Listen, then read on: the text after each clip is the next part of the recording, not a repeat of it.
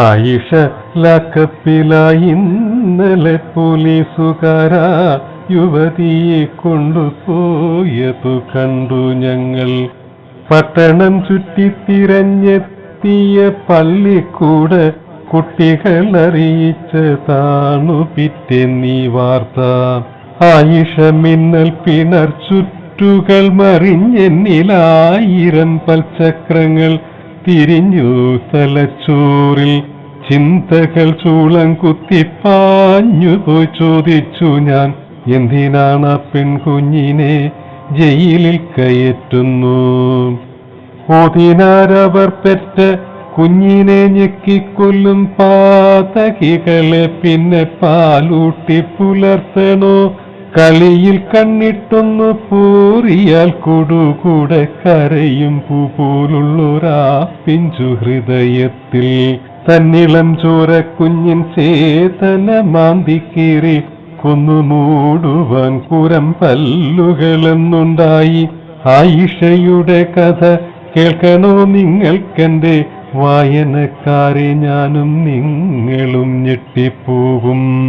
നിക്കാഹും കഴിഞ്ഞവൾ പട്ടണത്തിലെ വീട്ടിൽ മുക്കാലും കരൽ ബന്ധമാതിരി ജീവിച്ച നാൾ വിടനാം ഭർത്താവിന്റെ മാംസദാഹത്തിൽ കത്തി പടരും വികാരങ്ങൾ അവളെ കശക്കവേ 4 വർഷങ്ങൾക്കുള്ളിൽ ചതഞ്ഞ കൊന്തായി തീർന്ന ശാലീന ലളിതമാ സൗന്ദര്യ സാക്ഷാത്കാരം.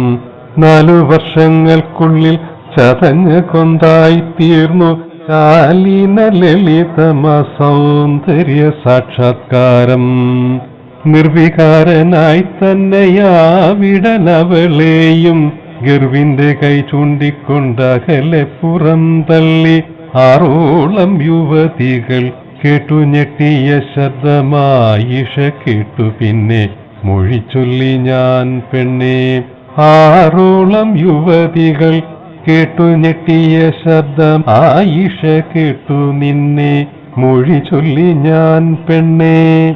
അടിയിൽ കനം തൂങ്ങും വയറും താങ്ങിക്കൊണ്ടു നടന്നു കൈയും വീശി പാവമാ പെൺകുട്ടി. അദ്രമാനൊരു കൊലക്കേസിനു ശിക്ഷിക്കപ്പെട്ടെത്രയോ നാളായി സെൻട്രൽ ജയിലിൽ കിടക്കുന്നു. അദ്രമാനൊരു കൊലക്കേസിനു ശിക്ഷിക്കപ്പെട്ടെത്രയോ നാളായി സെൻട്രൽ ജയിലിൽ കിടക്കുന്നു. പട്ടണത്തിലെ മാംസപീടികയ്ക്കകത്തയാൾ വെട്ടുകത്തിയുമായി വിൽപ്പനയ്ക്കിരുന്നപ്പോൾ ഒരു നാളിറച്ചിക്കു ചെന്നൊരാൾ കളിയായി വെറുതെ ചോദിച്ചു പോയി, പന്നിയെ വിൽക്കാനുണ്ടോ? ഒരു നാളിറച്ചിക്കു ചെന്നൊരാൾ കളിയായി വെറുതെ ചോദിച്ചു പോയി, പന്നിയെ വിൽക്കാനുണ്ടോ? അദ്രമാൻ അരിശം കൊണ്ടലറി, പട്ടി നിന്നെ കത്തി കൊണ്ടരിഞ്ഞു ഞാൻ കടയിൽ കെട്ടിത്തൂക്കും.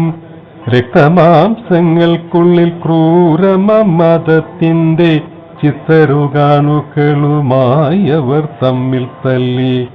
അദ്രമാനെതിർ നിന്ന ഹിന്ദുവിന്മാരിൽ കൊലക്കത്തി വായിച്ചും കൊണ്ടൊന്നലറി കള്ളക്കാഫർ. ആയിഷ പിതാവിന്റെ പീഡിക നിന്നിടത്തൊരോയിൽ മിൽ ലഹം കരിച്ചലറുന്നതു കേട്ടു.